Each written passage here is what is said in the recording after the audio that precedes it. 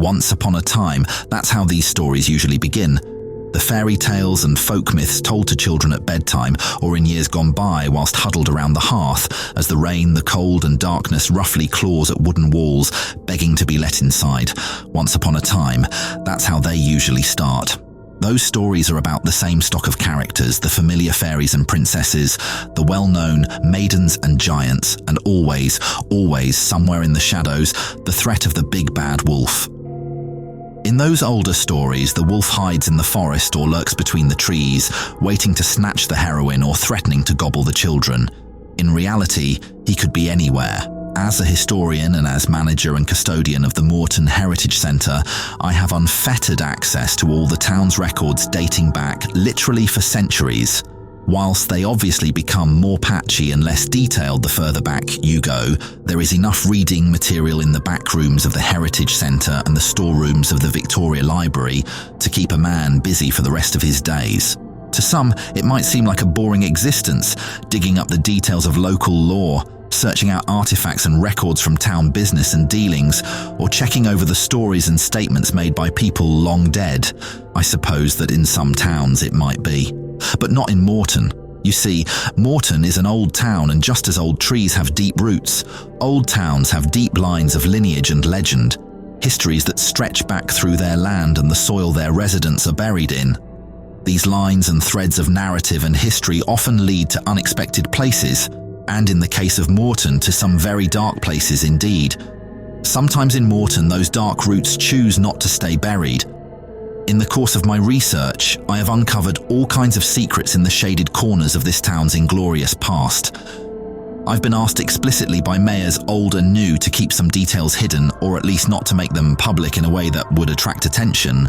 Of particular nuisance to those who would like to keep the truth under wraps are the boxes of records piled in the storeroom of the Heritage Centre. These boxes, which extend from the floor to the ceiling of the room on shelves that are positively crammed with them, represent a tradition that, as far as I am aware, is almost entirely unique to Moorton.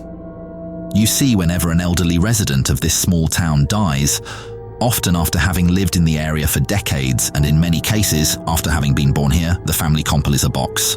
Unlike in other places where the task of dismantling the belongings and records of a departed loved one is an odious task undertaken in grief by those left behind, the clearing of a lost loved one in Moorton is also a chance to leave behind a marker, to submit for prosperity a small token of what that individual did in their lives, what they may have contributed to the town, and any documents or artifacts that they may have collected that would be of interest to a historian of the place in years to come.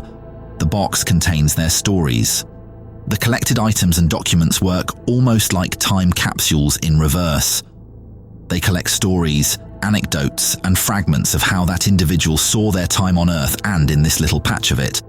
The boxes help compile that information into a space the size of a shoebox, and the box is then handed over to the Heritage Centre and added to the rows in the back room, like another brick in the wall of the town's shared history.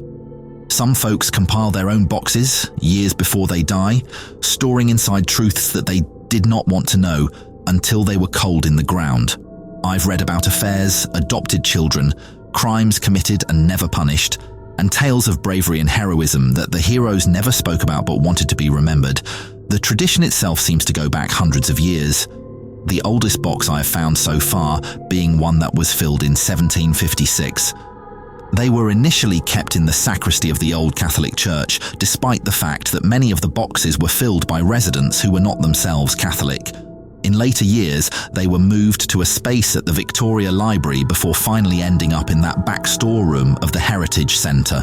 Whilst not every resident participated in the tradition, and I'm quite sure that over the years many a box has been compiled but then lost, there are still literally hundreds of these boxes in that back room. Some are in tattered cardboard things that look like they might turn to dust any moment, others in elaborately carved and ornamented boxes like tiny coffins, meant to contain the summation of life rather than the physical body. Some of the boxes are tiny and must at one time have been jewellery boxes used by the lady of the household. But most are, as I say, around the dimension of a good-sized shoebox. I was made aware of this tradition and the collection of boxes upon first taking up this job many years ago. It has now become part of my job and my commitment to the town to go through, shelve, and catalogue the contents of every single box. Now and again, I will take items out from a box to display in the Heritage Centre, only to carefully replace them later, or I will choose to tell a particular story of an incident I have stumbled upon as part of my reading, and trust me, almost every box contains a story. It seems that almost every time I open a box in that storeroom, I find a scatter of breadcrumbs that will lead me, if I choose to follow, to a gingerbread house deep in the woods of the past. Which is why I have to be careful, for in some of those gingerbread houses, something evil is waiting. One box in particular, one I opened 5 years ago, has been sitting in a drawer at the back of my desk for close to 3 years now. When I first read its contents, I was tempted not to believe it. I found the account and its warning interesting, but I gave it no special attention. In the 5 years since then, however, I have seen and heard things that have taught me not to be so dismissive when it comes to the supernatural. So, around 3 years ago, I searched through the archives to find that box again. I read it over again, twice upon a time, and decided to keep it close to hand, just in case the things it said turned out to be true. I had hoped, of course, that I'd never need to use it. But of course, the things that live in shadows care very little for hope. The box in question is a beautiful one, made from carved mahogany. It is slightly longer in length than a sheet of A4 paper, has a sliding lid, and inside a sprung mechanism to hold documents in place. It is in effect a very ornate box file, clearly either constructed or purchased for the express purpose of storing documents, and was left to us, like many of the Heritage Centre's acquisitions, by a local resident who felt it was important that the information it contained be preserved for prosperity. It is of particular note because this resident at one time occupied the very position that I occupy today as head of the Moorton Heritage Society and manager of the Heritage Centre, as well as the custodian of records, which would explain at least some of his broad access to the materials found in this collection. The content of this box, however, was somewhat different. It contains within it documents not an outline of an individual's life and adventures in Moorton, but all the information he could gather pertaining to a singular episode in the town's history. An episode that the authorities have tried their best to bury. The documents come in a variety of forms. Some of them are newspaper clippings, others police reports, and still others scribbled diary entries made by the man who donated them. Some of the documents were not collected at the time, but were obtained in later years either from private collections, illicit leaks from town records, or through requests filed under the Freedom of Information Act. It appears that a number of letters must have been donated to the compiler by the correspondents themselves after the fact, perhaps at his request under the guise of participating in a larger project. The tale they tell is a fantastic one from a patchwork of sources. Taken individually, they show only a collection of curious incidents. But pieced together by the donator, laid out in a specific order with his own musings and commentary besides, they form a coherent story. A story that in light of recent events, I think it's time that I presented in public. It is worth noting that at the time some of these documents were compiled, Britain was experiencing what is now referred to as the 3-day week. This was a period between late December of 73 and March of 74, when electricity in Britain was restricted to 3 consecutive days of usage because of disputes with the mining industry. The effect was that for 4 days a week, the country was effectively in a state of blackout with either no or very limited electricity on those days. What this meant for a rural town like Moorton was that for much of the 3 months in question, the entire town would have been plunged into darkness and lit only by kerosene and candlelight.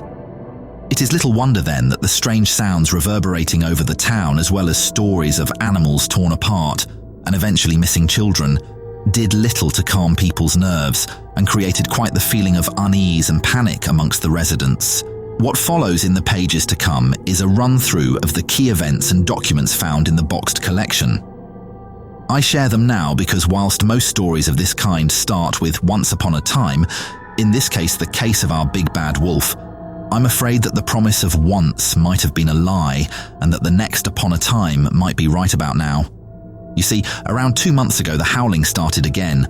First it was sheep, then dogs, then a child, and all the while, the howling.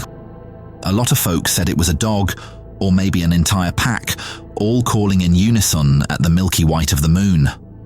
Others, that it must be something bigger, maybe escaped from a zoo, a theory that was also put about by residents all those years ago.